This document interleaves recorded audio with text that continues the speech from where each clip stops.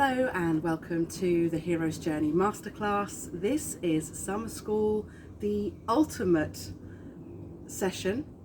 The 9th Jade tablet is happening today, and I'm going to be taking you on a magical mystery ride through time and space today. Thank you so much for being here. This has been an incredible 9-session series, but a little bit extra because I was working on the trailer at the beginning of the summer, and I'm really excited that we have now reached this point in our plans. I have a couple of announcements to make before we get started. The first is a correction to last week's video. I said during that video that I maybe didn't want to be down here on Earth anymore. That actually I'd perhaps prefer to be in space because of all the shit that's been thrown at me over this time, and the way that I've seen people, you know, disrespecting this planet whilst at the same time, you know, pretending to be real Earth angels, starseeds, etc., when actually they're far from it. But the correction I wanted to make was actually, of course, I love this planet. I want to be down here. I am enjoying exploring her wild wilderness, and as you can see, surrounding myself with as much green nature as is possible.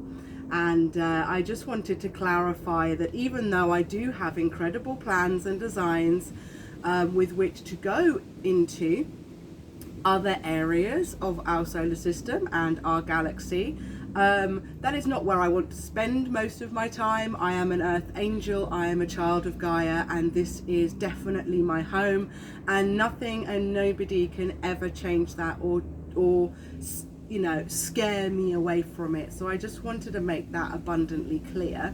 That's the only correction I'm going to make to last week's video. The other announcement is about the start of the Hero's Journey Masterclass course. So if you've seen my trailer, my intention was to run straight into the Hero's Journey Masterclass immediately following the summer school, which would be next Tuesday, October the 18th. Because of a variety of reasons and variables, I've decided to actually have a comfort break for myself, to continue to enjoy and embrace every day that I have been out here in Mexico, which is now bordering on 15 weeks. We are approaching the 4-month mark, and I need a break, to be honest. I've poured my love, my sweat, my tears, so much energy and focus into bringing this to you over the last 12 weeks, and whilst actually contending with an awful lot going on in my own life as well. And there are a few other technical things that I want to think about before I get going. I also had hoped that my masculine would also be joining me by this point in time, and that we would be presenting the Hero's Journey Masterclass together, and unfortunately that has not come to pass, and I don't feel like sort of taking this forward into the next realm until we've managed to clear away some of the detritus and the debris from our joint experience. We are both contending with really toxic karmic people who have done their utmost to keep us apart and actually do some pretty terrible things to us both individually. And I'm really sort of hopeful that we can see people like Jordan River and Vina Davison actually apprehended in the very, very near future, and all of the rubbish that is being done, particularly on my channel. I've had people shadow banning my channel,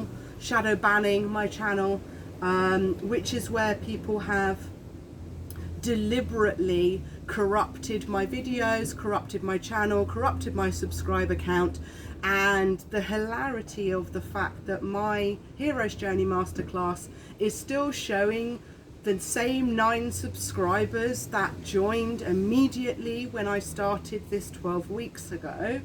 and actually none of them actually watch my videos or comment. In fact, 7 of the 9 have remained anonymous, as in I can't see who it is that subscribed to me. Shows me exactly that these are just karmic manipulators and probably working in league with some corrupt YouTube officials or employees to make it look like I have no following and I have no interest in these Jade tablets, which I know for fact is not the case. It is just a perception, and everything in the matrix is a perception. And so rather than continue to share this beautiful gold and jade treasure that I have created with really a bunch of no-hopers, I'd rather see them behind bars, spiritual or physical, I don't mind, probably will be both at this rate, and then we can gently and calmly move into the next phase of what is my masterwork, my life's work. And it really is important that this information can get out to the wider community.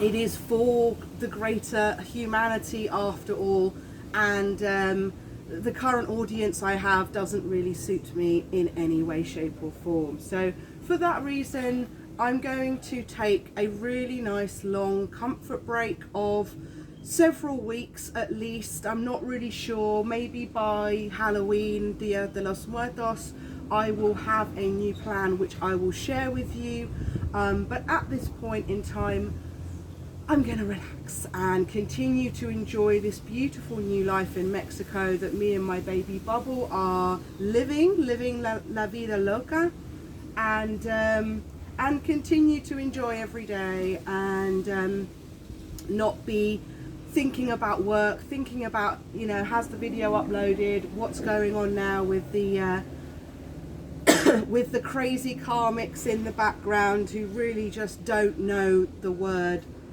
stop. They don't know how to stop, and I'm bored of it, to be quite honest, and I think so is my masculine.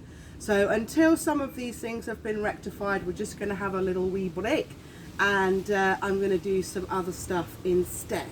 So stay tuned for that. Don't worry, there may well be some stuff going on the channel, but as for the Hero's Journey Masterclass, please stay tuned for more information. Let me just check that we are beautifully rolling. Say hi to Bubble. There she is, my baby. Okay. I think she wants to pop in, so let me just do this.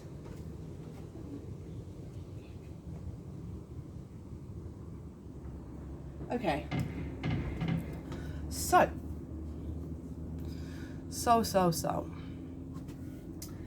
that was my 2 announcements really. So just to clarify, I will not be running the first movie night, which would be the commencement of the Hero's Journey Masterclass on October the 18th. We're actually going to build in a really nice long comfort break so that I can kick back and get some R&R, because I really need it. I've really been under a lot of pressure, and as you can see from last week's video, that pressure is starting to get to me, and I don't really want to be in that state, that phase, knowing that these people that have wreaked havoc with my family life, wreaked havoc with my home and stolen my inheritance, and are still planning to attempt to murder me. And until the feds have actually managed to clear up the mess, the dog mess that's going on around these people, we're just gonna hang tough for a little while, okay? However, let us get into the 9th Jade tablet. This is the Sands of Time, or the Hourglass for the gods. This is truly divinely downloaded through me, through my work. I could not have known how to do this when I first started all of this work 4 or 5 years ago. This one was completed in around February 2022, and is a true culmination of all of my studies and understanding of my gifts in order to bring this understanding of our real history into play.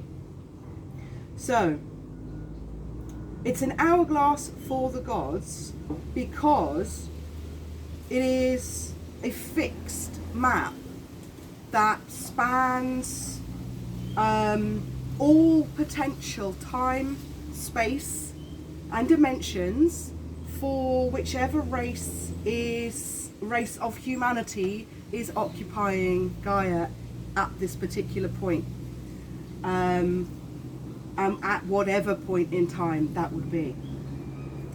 And first of all, I'm going to bring your attention to the zodiac wheel in the center and help you resonate that actually this is a map of the sky.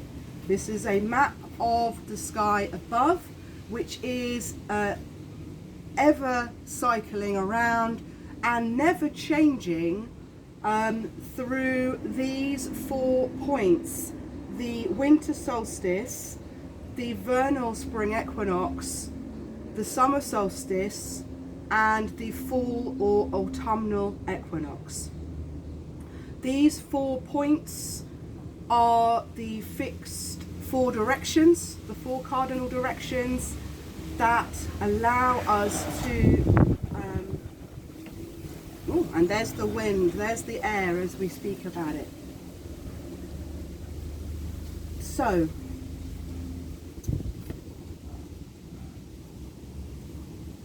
the winter solstice is the 21st of December, and it is the shortest day in the northern hemisphere. The summer solstice is the 21st of June. It represents the longest day in the northern hemisphere. If you're in the southern hemisphere, then these would be flipped, okay? Vernal spring equinox, fall autumnal equinox.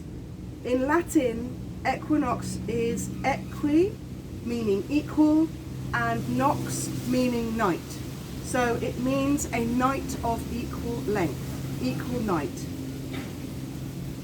And in Latin, the word solstice, Latin is sol for sun and stis, to stand still.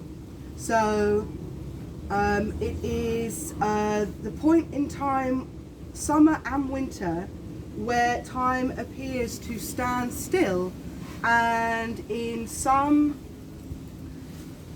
many mythologies, especially around the summer solstice, that could be seen as 3 days of sun or even 3 days of darkness in the winter.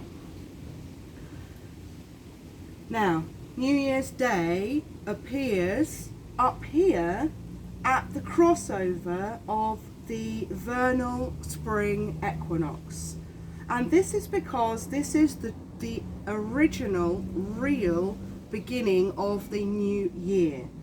It is not 31st of December going into the 1st of Jan.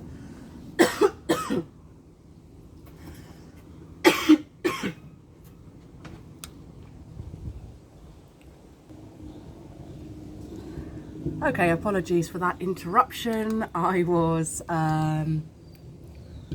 suddenly overcome with a coughing fit, and I'm absolutely fine. I don't have a cough, but obviously there are people that don't want these messages to get out there.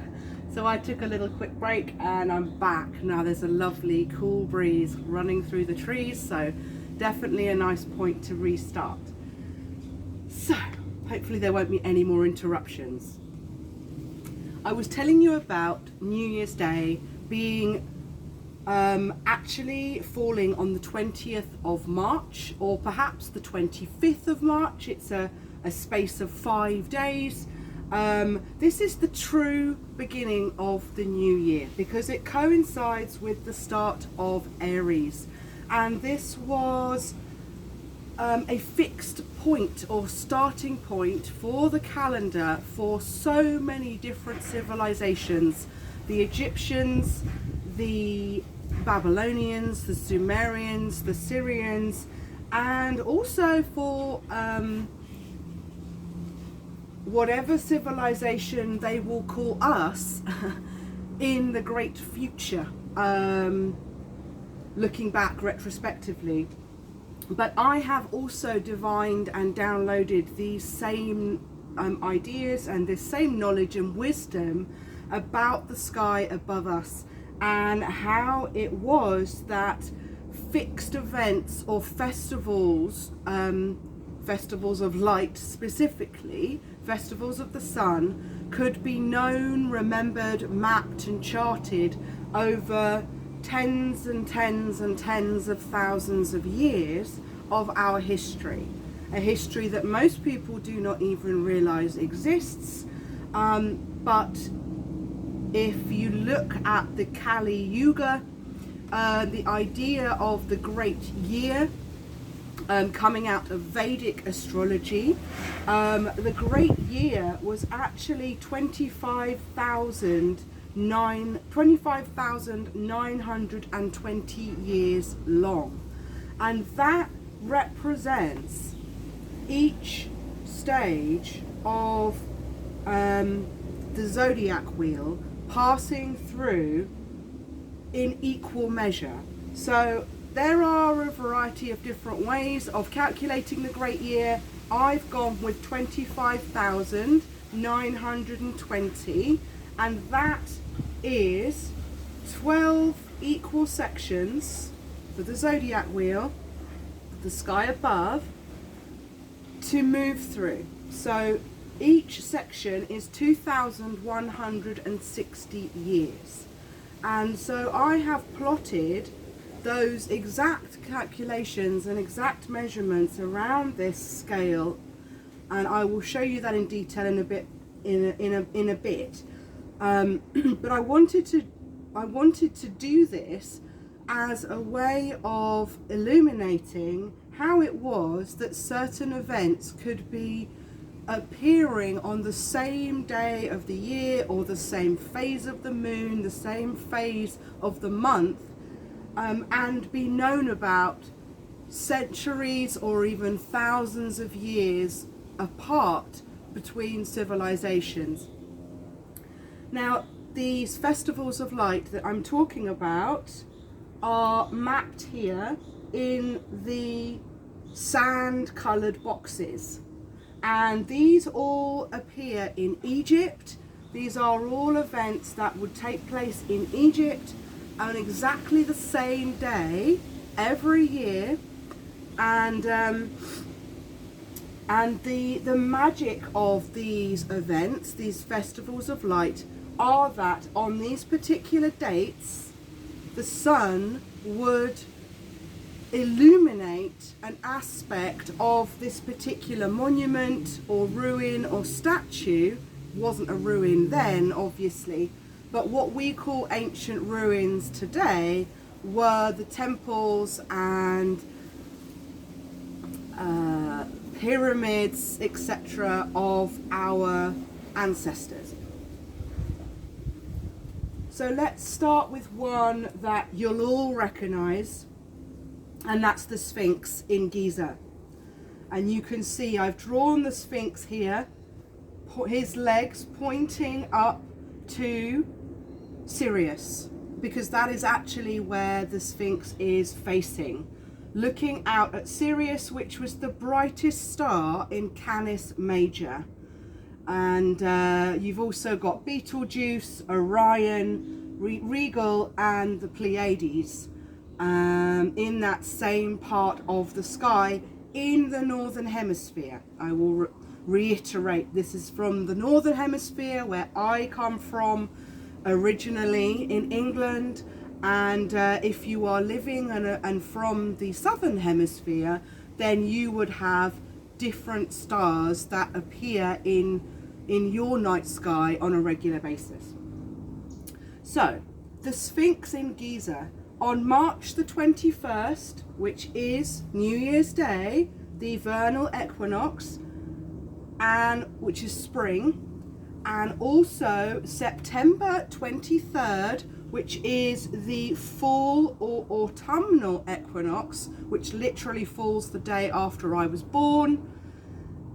We've got the 22nd of September here, we've got the 23rd of September here. As I say, there's always a 2 to 5 day window, or cushion if you like, buffer, about when these would happen. But this is a pretty exacting calculation nonetheless, considering I have spanned it over at least 60,000 years of recorded history. So, the Sphinx in Giza, its face is lit up by the sun. As the sun rises or sets, the sun falls on a specific area of the Sphinx and illuminates the face on March 21st and September the 23rd. An interesting segue, I suppose, into the next section I wanted to say is that many people have queried about the Sphinx itself and whether it had a lion's face or actually the face of a woman. It does appear to have a very womanly body, a womanly torso, and there is a lot of weight behind the idea, certainly I agree, that actually it had the face of a woman and the body of a lion, or the body of a woman and the face of a lion, to represent the crossover between Virgo and Leo. And these are, as I say, sections of time that are 2,160 years long. And the reason I created this particular piece was my fascination with the idea of the ages of this planet. We are currently in the age of Aquarius, or at least moving into the age of Aquarius, both spiritually and dimensionally, even if people think the dates aren't quite, we haven't quite reached those dates yet. Everything is a flow. Everything is a wave and a flow, like the tides in the ocean. You couldn't separate the tides from each other. They are all part of a moving feast. And the same can be said for the ages of the earth. Up here, I've started at 0 AD with the age of Pisces. And the age of Christ, so the era in which Christ lived, we talk about 2,000 years ago. They sort of reset the clock to be 0. So 1 BC was the year before, and 1 AD was the year after. 2022 AD is where we are now, which would put us still in Pisces if we are going on the idea of 2,160 years per age. One of the reasons that Christ is often represented as a fish is because it was relating to the age of Pisces, which is a fish. We are, by this calculation, not due to truly enter the age of Aquarius until we reach the year 2160. And so you can see in all the ages of time, from Christ, from the birth of Christ, if you like, we have only moved this far on the clock. But as we roll the clock back through the ages, and this is what I've done, I've accounted for 2,160 years per age of the zodiac, which gives us these perfectly proportioned sections. And I'll come back to the numbers in a minute because that's a real like trip, and I want to explain to you first of all why these numbers would be important. What is it we're trying to map? So let's go through the different festivals, the different temples and structures in Egypt, all of which were built and designed with these secret days or special festival days where the sun would rise or set, illuminating the face or the body or a particular aspect of that temple or pyramid in a fixed rotation that continues to happen year on year. So we had the Sphinx down here. We also have the 8/8 Lion's Gate portal, which is the 8th of August every year, but the whole portal is open between July 27th to August the 12th. And in Vedic, this time of the year is actually slightly off from the traditional zodiac because the Vedic astrology recognizes the precession of the equinoxes, and the precession of the equinoxes is to do with the equinoxes and the solstices and how they move, which they don't change, but what does change is our view of the South Pole star and the North Pole star, because actually our Earth is not spinning on a perfect axis pointing straight up to north and straight down to south. It is actually truly running in a circle around the North Star and around the South Pole star. So it actually takes 25,920 years for the point on the axis to revolve all the way round and come back the other way. It takes 13,000 years, exactly half, to come halfway round. And we know this to be true for our ancient civilizations because of recordings and writings about what their North Pole star and their South Pole star was in different ages of history. So I'll read these out to you. For the North Pole star, it was Thuban in Draco, 3000 BC to 1690 AD. Furcad and Kochab were the twin pole stars around Thuban, or Draco the dragon, between 1700 BC and 300 AD. It is Polaris, or the little bear, now in 2022 AD.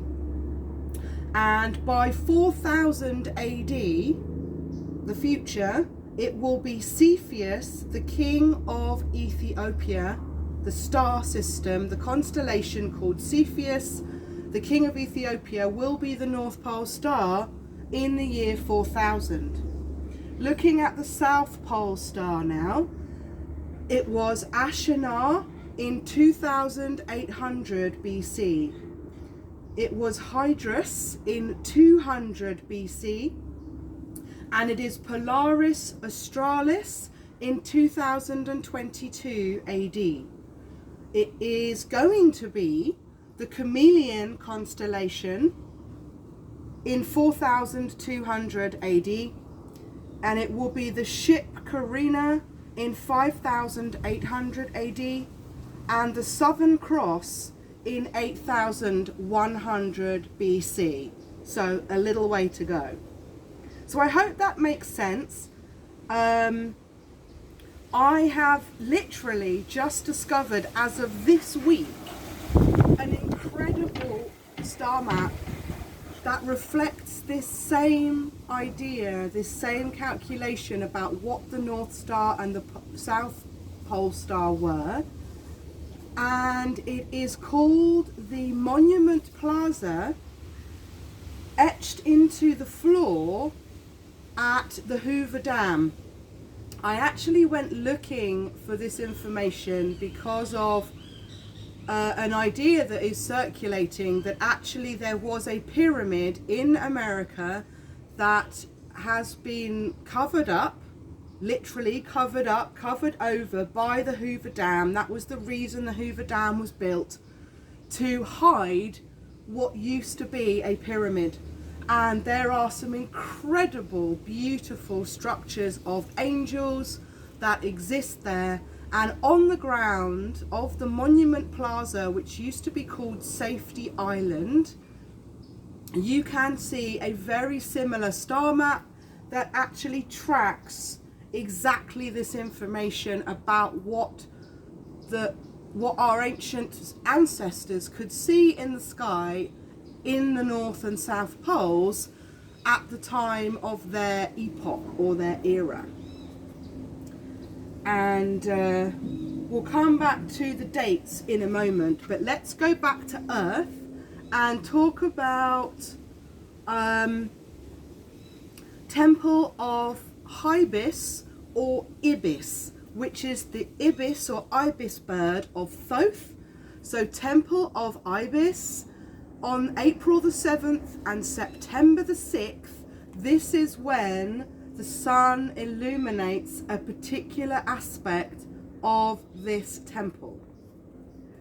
Then we have Temple of Bastet in Alexandria, which is illuminated, the face of Bastet, which is the cat god, one of the cat gods. Sekhmet and Bastet are like two sides of the same coin, the light and the dark side of that cat god deity.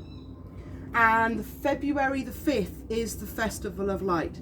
So what I'm saying about these dates is, if you were to be at this location on those dates, you would witness this marvel. And you could go to these places. I've tried to make them as clearly locatable as possible, but you can obviously Google where the exact locations are.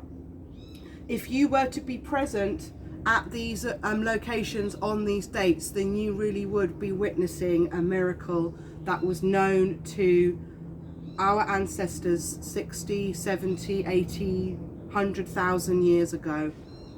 This wheel, these calculations can actually be mapped to go on for infinity and to infinity and beyond. It's not just a line from Toy Story. Kids, all right?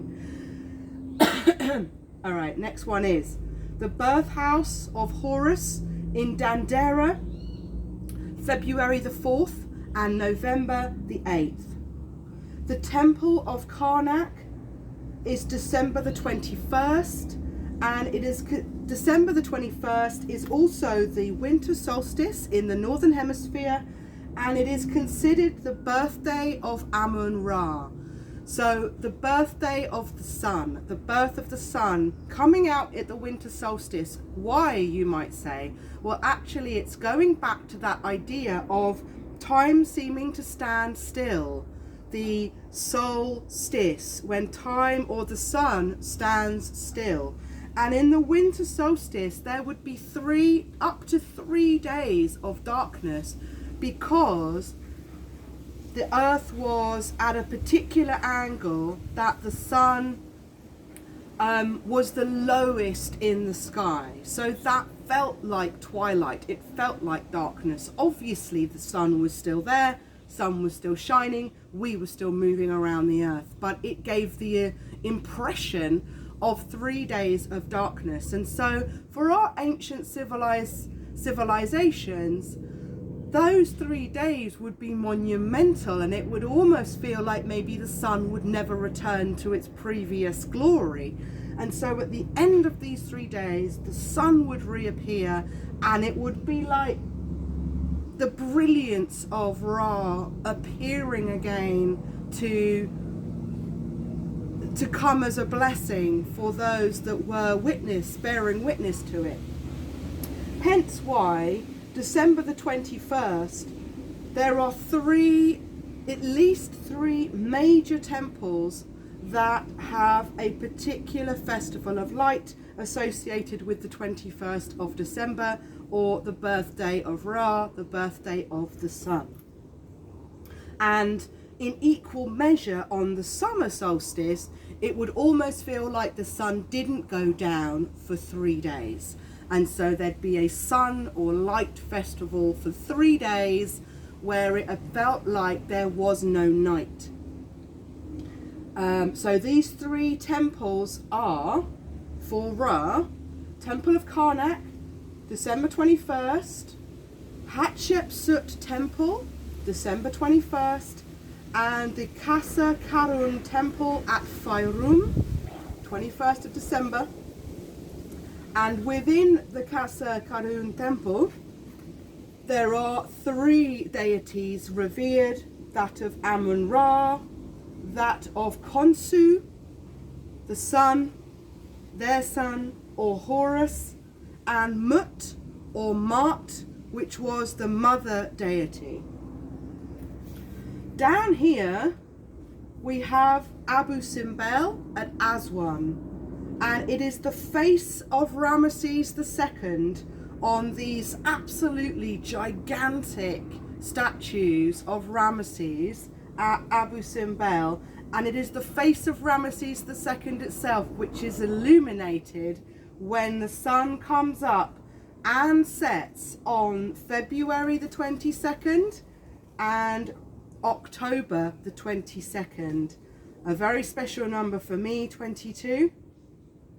And I love how we are in 2022 this year, which also adds to a 6, which is a very special year of balance of the light and the dark being brought into perfect equilibrium. And all things that are out of balance are being balanced as we speak. Let me just check that we have, yes, we do have liftoff. Okay. Another representation that this is our night sky is the Milky Way, shown here in blue. And as above, so below, the Milky Way above our skies can be seen exactly like this. So this side of the Milky Way is on this side, if you're looking up from the northern hemisphere. And these 2 legs coming off the other side are what you would see on this side. And revolving, ever spinning, is the zodiac wheel in the middle. And so, I was taking you back a little bit to Vedic astrology to say that the Vedic astrology or Vedic astrological calendar is actually more accurate because they have accounted for the precession of the equinoxes. The Western idea of astrology or tropical astrology doesn't actually account for the precession of the equinoxes. It doesn't account for the fact that our planet is actually on a tilt, and rather than the North Pole or due north pointing directly upwards, it spins in a circle around the North Star or around the South Pole star. That journey, that drawing of a circle around the South Pole star and the North Pole star takes 25,000 years, 25,920 years to actually take a full circuit. It takes 13,000 years for us to be looking at the other side of the constellations.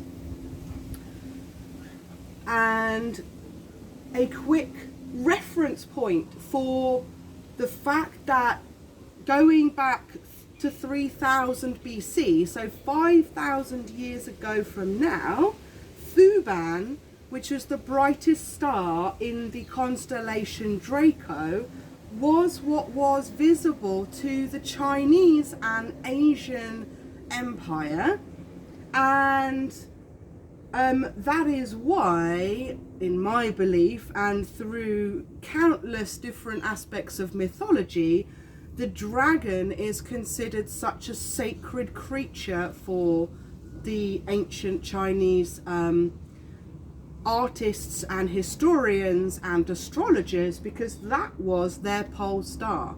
In the way that the Little Bear and Polaris is the pole star for the Northern Hemisphere now, those in the Northern Hemisphere of China, which is largely in the north, would have been looking straight up at Thuban or the constellation of Draco for a very long time. We've actually got 3000 BC to 300 AD as a time span. So for me, these are joining the dots. These are the reasons why we can actually resonate why different civilizations held different creatures sacred, and why they would seem to revere or worship creatures like the dragon or the lion.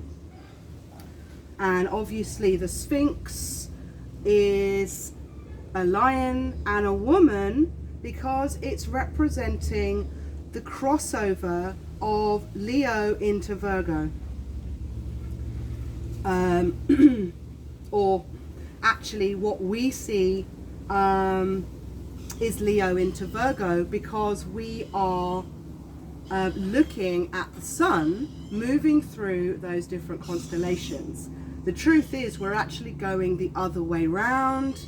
It's not the sun that is moving through the constellations, it's us on the earth. And it just appears to us that the sun is moving along the path of the ecliptic through the zodiac wheel. But the truth is actually it's the opposite. The sun isn't moving, we are. So this again is an impression. It's actually an illusion. But it's an illusion that has become our truth. And that is how we make sense of things. So actually, the truth is the earth is moving backwards from Virgo, Leo, Cancer. It just appears to us that the sun is moving forwards because we are moving backwards. So, talking of moving backwards, why don't we have a quick look at these dates, and you can see how I have mapped the different ages of the zodiac. So we started here. The inner ring is, if you like, us going forward into the future. This outer ring is us going backwards into the past, and it continues on 3 or 4 different strings. I've managed to get 3 strings of time going backwards into the past, but obviously, as I say, on a bigger piece of tablet, this could go on into infinity, and it would simply get really, really tiny if we got into, the writing would get really tiny as we went into the center. So, as I said, we started with Christ 0 AD in the age of Pisces, and we are still in the age of Pisces if we're assuming that each age is 2,160 years long. I've worked this out because the great year is 25,920 years. If you divide that by 12, which are the 12 sections of the zodiac, that is exactly 2,160. And 2,160, when you add those 4 numbers together, 2160, they add up to a 9. If you add 25,920, it adds up to a 9. And the real craziness of this is every single date plotted on here, they all add to a 9. I was mystified when I realized this, and I had to go through and check every single one, and I have checked every single one. They all add to a 9. And you know, Tesla was famous for saying, if you understand 369, then you'll understand the secrets to the universe. And I do feel like this may be one of the clues hidden within this piece of work as well. And like I say, the Monument Plaza at the Hoover Dam also reflects these very similar movements of time around the North Star or the South Star, using this, I think the Monument Plaza one, it uses 25,777 years, but actually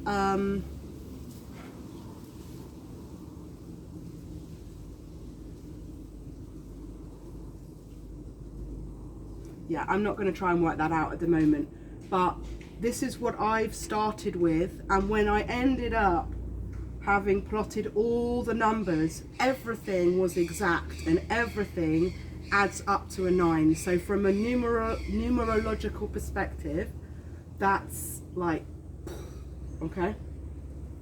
So let's just do a few numbers, okay? I may not go through all of them, but I want you to see the logic of how this is working. So we've got 0 AD. Pisces will go into Aquarius 2160 AD. Aquarius will go into Capricorn 4230 AD. Capricorn will go into Sagittarius 6480 AD. Sag will go into Scorpio 8640 AD. Scorpio will go into Libra 10,800 AD. Libra will go into Virgo 12,960 AD. Virgo will go into Leo 15,120 AD. Leo will go into Cancer. As you can see, we're going backwards. We're not really going forwards, even though people think we go Cancer, Leo, Virgo. We're actually moving in the opposite direction in real time, because it's an illusion that the sun is moving. It's us that's moving. We're the ones moving backwards, and it looks like the sun is moving forwards. So Leo will go into Cancerian on 17,280 AD. Cancer will go into Gemini on 19,440 AD. Gemini will go into Taurus 21,600 AD. Taurus will go into Aries on 23,760 AD. And Aries will continue back into Pisces a full 25,920 years in the future. Working backwards then from this, we start here. So if we started at 0 AD, the birth of Christ, going backwards in time before Christ was born, we've got 2160 BC, 4000, so Aries would go,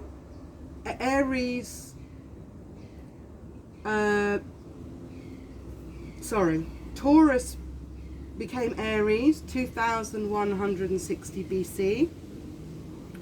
And then we've got exactly the same mirrored numbers. So you can see 4320 BC is mirrored by 4230 AD. So you can see those numbers have switched round. 4320 BC is 4230 AD. And the same beautiful mirroring happens all the way along. I'll take you a little bit into the past because I want to show you how far back into the past I've done this. So that's a full ring into the past, bringing us out to 25,920 BC. The next phase, Aries from Taurus, was 28,080 BC. Gemini from Taurus, or Taurus from Gemini, is 30,240 BC. The cusp of Cancer and Gemini is 32,400 BC. The cusp of Cancer and Leo is 34,560 BC. And this is the time that truly we might well guesstimate that the Sphinx was actually built. The Sphinx was not built at the same time as the pyramids of Giza. That has been well established and refuted as bunkum. The fact that the surrounding rock around the Sphinx shows the striations of the Great Flood has to put the building of the Sphinx prior to the Great Flood, which is between 11 and 13,000 years ago. And people have speculated that it could well be up to 50,000 years ago. So it puts the Sphinx right there at 34,560 BC, and between the next phase, which was 36,720 BC, and that's that crossover point between Leo and Virgo. So quite possibly the Sphinx at Giza was either built 36,720 BC, or it was built in readiness for that event. I think it was probably built in readiness for that event, because this was a map, this was a charted map that could be followed and predicted as to what was going to come in the future. I hope you're still with me. Let's just check the camera, shall we? Yeah, okay. Hope I'm not flashing you too much as I lean over.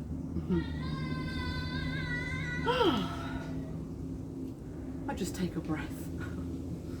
I just take a breath.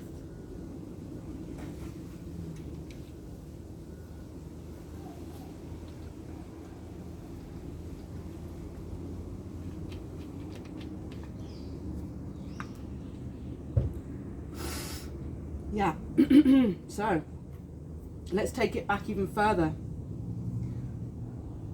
From that important point, a piece of history which is still with us, the Sphinx, potentially built prior and in reverence and in preparation for this important crossover between Leo and Virgo in 36,720 BC.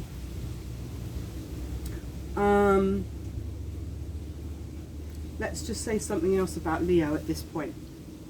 Because the Vedic astrologers actually reflected the precession of the equinoxes, their sections of the zodiac are exactly equal and then some to our tropical astrology. So this is Leo and this is Cancerian in Vedic. As you can see, Cancer and Leo now share a similar space, and Leo and Virgo share a similar space.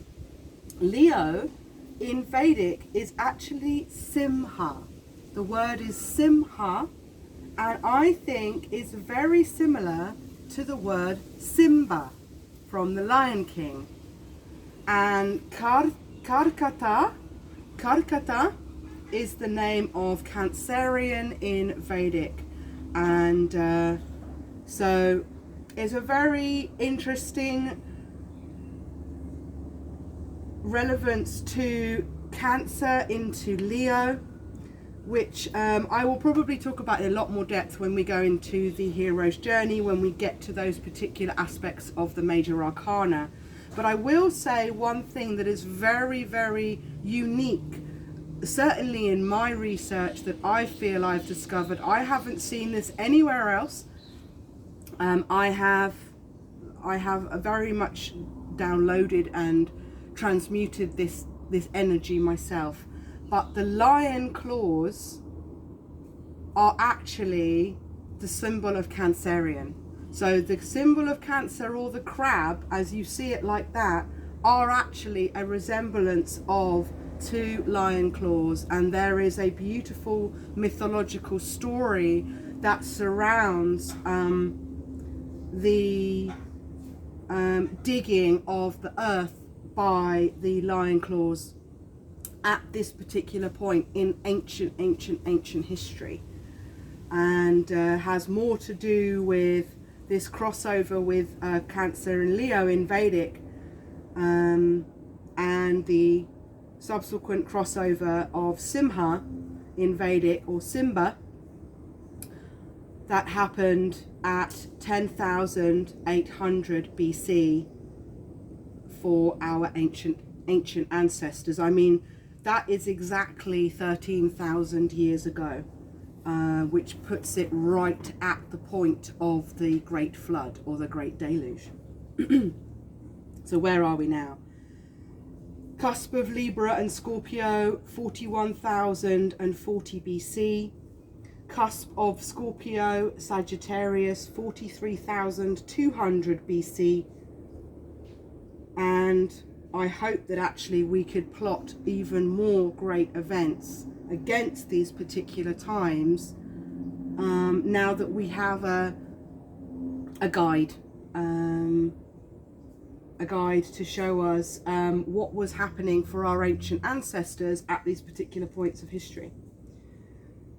Cusp of Sag into Capricorn, 45,360 BC. Cusp of Capricorn into Aquarius is 47,520 BC. These are the numbers which all add up to 9. And I do you know, offer you that invitation to test out my theory and see if I'm right or wrong about that.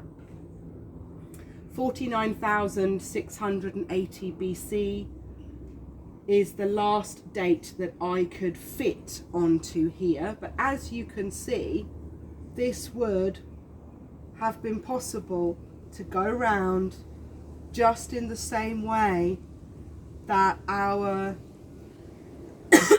vision or view of the stars revolves constantly around the South Pole star or the North Pole star, depending upon which hemisphere you're in.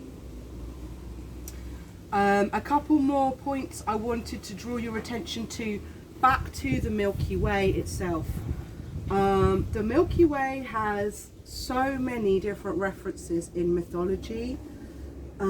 Perhaps most exciting and sacred that I've discovered is that of the Hopi people.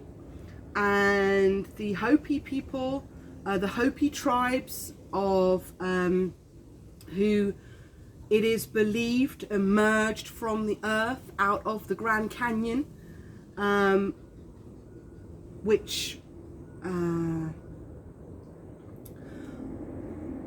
is symbolism in itself, because the Grand Canyon is also an area which clearly shows striation marks of the waters after the Great Flood. And rather than the people emerging from the inside of the mountain originally, my belief and my research is that the peoples of Atlantis and those other worlds that were drowned and flooded, those people that escaped in their boats found their way to mountainous regions where they could safely land and build their civilizations on the tops of mountains. And obviously they went down into the caves themselves, and the caves also became their homes. And so the idea that the Hopi people emerged out of the Grand Canyon is not really incorrect. It's just about different phases of that same journey. But the Hopi people have maintained fierce hold over their ancestral origins and the mythology of where they come from, and they uniquely, unlike any other tribe in the Americas at the time of the Spanish conquistadors and the Spanish and Portuguese occupations and the decimation of the First Nation tribes, it was actually the Hopi themselves alone that managed to keep out the Spanish away from their pueblo for the absolute longest time. I think like 2 centuries they were able to keep the Spanish from occupying and taking over their people, and through that they maintained this fierce hold on their ancestral origins. And part of that mythology, part of their creation story, is that actually they didn't simply emerge from the Grand Canyon and those caves and mountains, but actually that they came down from the Milky Way, and the Milky Way was actually a portal itself that was where they came from, and also a returning portal to go back to their galaxy. Now on this side I've actually I've engraved, if you like, the Pleiades, Orion, Betelgeuse, Sirius and Regal, just as a handful of constellations that were visible around the Milky Way. And so these ideas that have been held for centuries actually do bear a lot of relevance to the truth of what is visible in the night sky.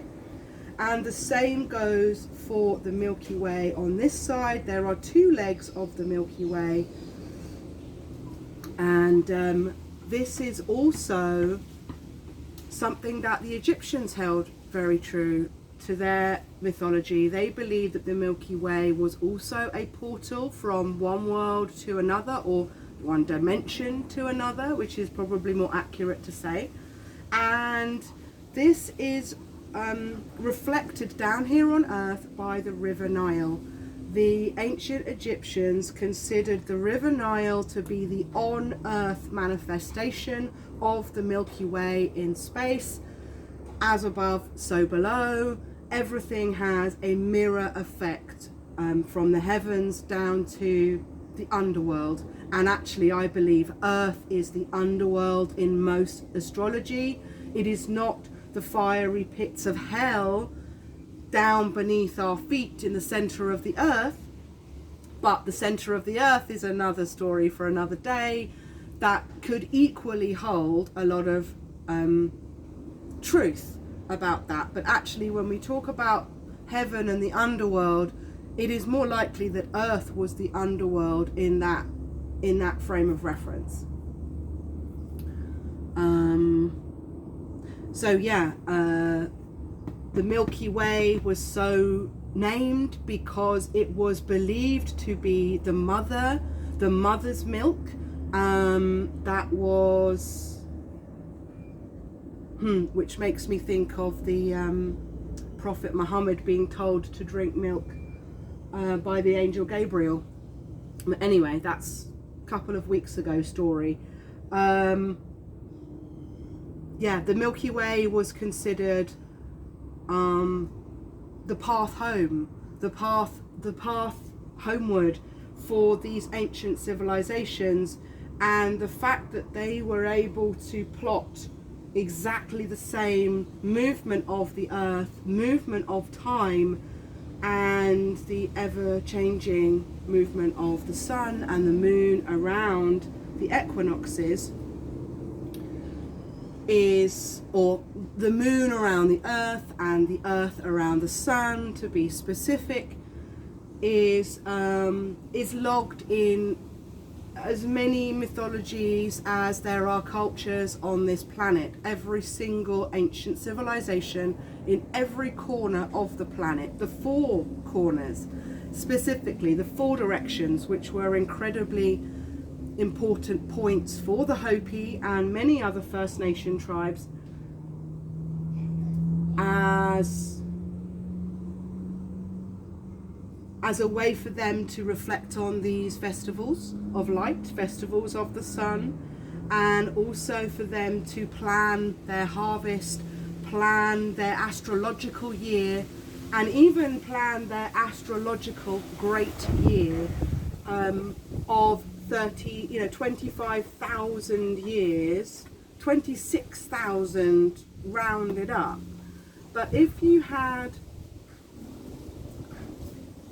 when we think about these stretches of time, many people have tried to fathom how is it possible that a great year could have been calculated. How could anybody have understood that far into the future, that far into the past, in order to make these calculations?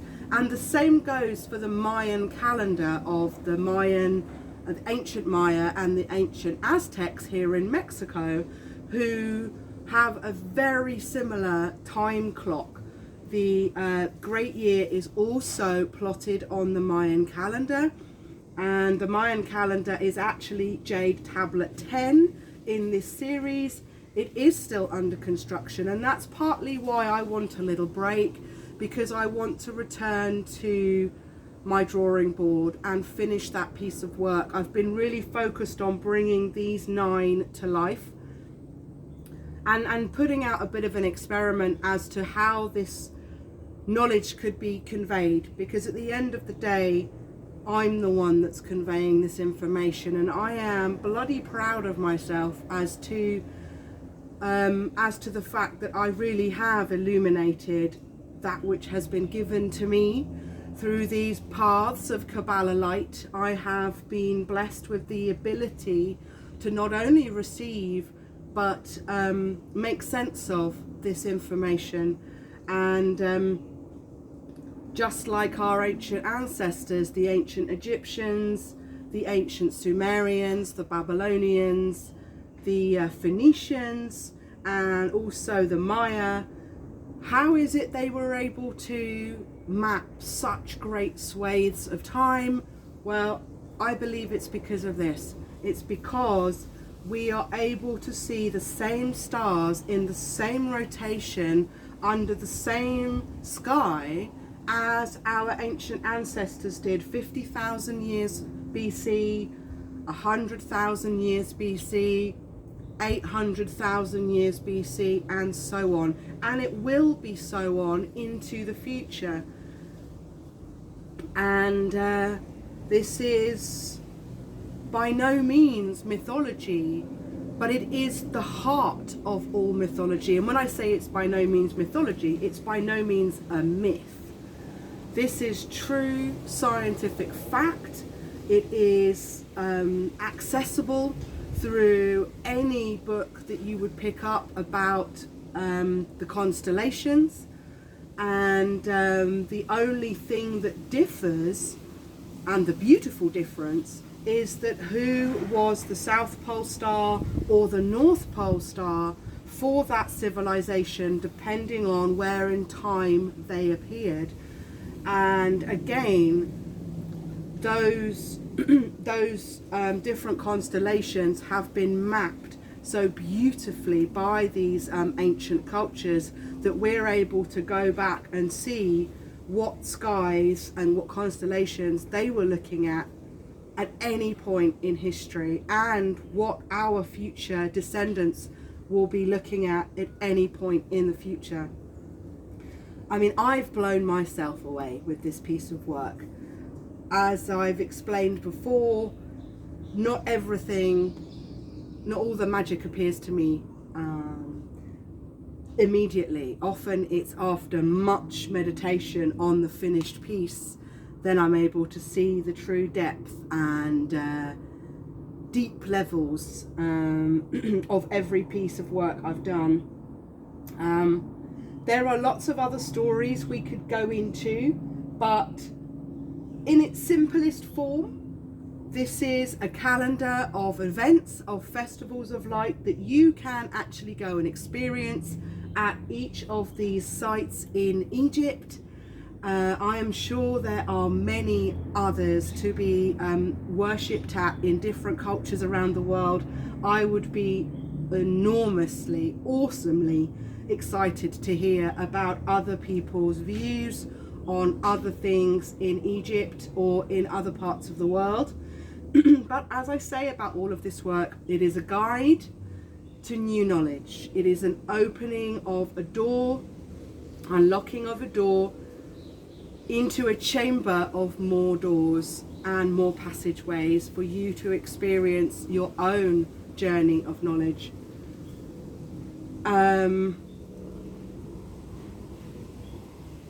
And in reverence to the Hopi tribes and all the First Nation tribes, of which, you know, there are many different colours, creeds, beliefs and mythological systems, I feel very blessed that I feel like I found my tribe, at least in a small way. This weekend I was very honoured to be asked to be a judge for the fire building, barbecue building skills and the cooking on said barbecue skills of the local scout group. It's called the Boy Scouts, but actually it's a mix of girls and boys in this modern age. And they asked me to be a judge, and after I gave out the prizes and we announced the winners on Sunday, they presented me with my own tribal scarf in recognition of the event and of my participation, and I was truly blown away. So I feel like I was made an honorary member of a very special tribe this week, and if I wasn't here doing what I was doing, this would never have happened. And so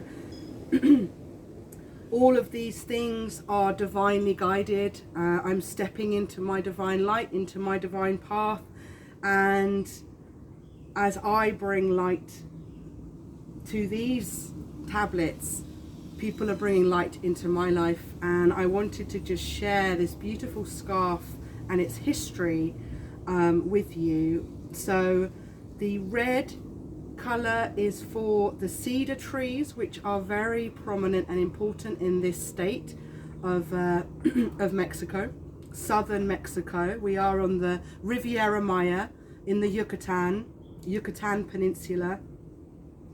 The green is for the virgin forest of Quintana Roo. The blue is for the turquoise colour of the beautiful Caribbean and the lagunas, which is lake in Spanish, laguna, that pepper this area. What they truly are cenotes, big holes that go down into the center of the earth, which are magical to dive and swim in. So the blue turquoise represents the uniqueness of the blue color of the waters of this area, which this particular area was very sacred to the Mayan civilization, going back sort of 500 BC, which would put them about here, between 4,320 BC and 6,480 BC, specifically in the time of Gemini. And Gemini is the twins, and we are in the year of the 6 because it is 2022. I forgot the black colour on my scarf. Let me not forget, in recognition, the black colour represents all of the scouts that have fallen since the inception of this particular scout group that celebrated its 48th anniversary. Thanks, Crow. The crows like that as well. So the 48th anniversary of this particular branch of scouts. Many have fallen, So the black is representation for them. And I also got a green toggle as well. And being the green goddess, I thought that was mighty fine.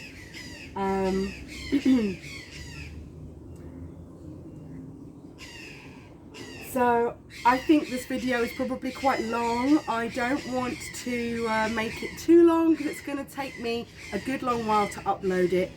But I do feel I have transmuted some of the ideas and energies of this piece of work to you in as clear a summary as I believe I can do. I do welcome your questions, your queries, your comments and your additions to this beautiful set of ideas. And you can use the channel, you can use the comments section, you can send me an email at theheroesjourneymc@gmail.com, and you can also send us a donation at paypal.me/bloomhealing. I will be taking a hiatus between summer school and the Hero's Journey Masterclass. It will start before the end of the year, but at this point in time I'm not going to pin a tail on the donkey and say when that is going to be, because as your MC I need to be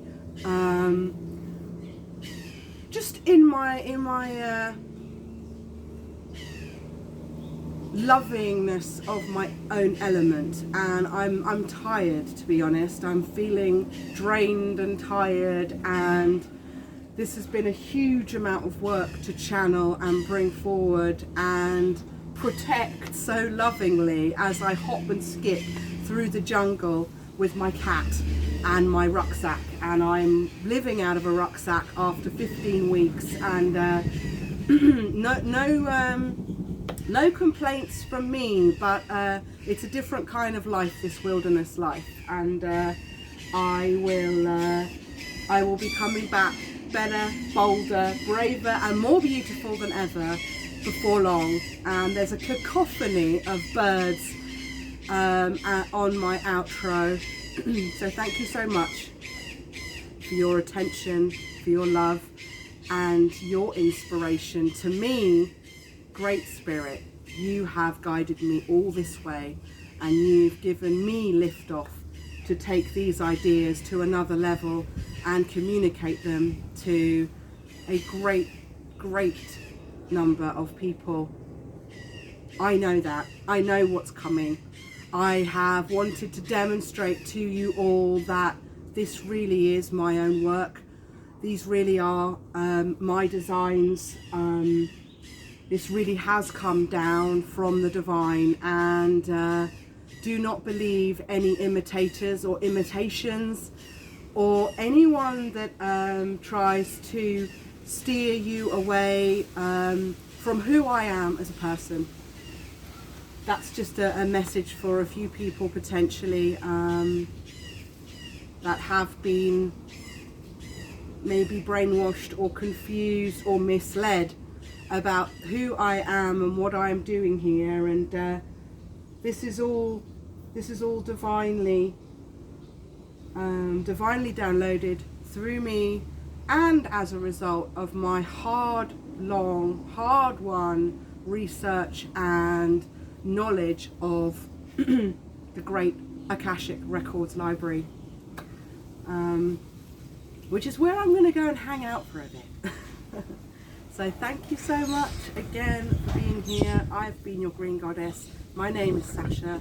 I will be thrilled to see you when we start the Hero's Journey. Adios, hasta luego, hasta la vista.